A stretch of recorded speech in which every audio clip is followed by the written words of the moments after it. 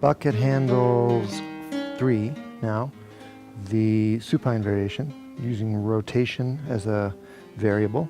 So the bucket handle motion is this, motion of the ribs.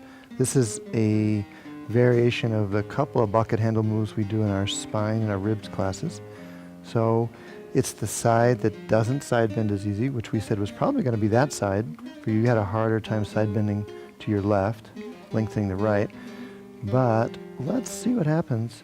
I'm going to lift those ribs, like swinging that bucket handle up. Drop your knees toward my side.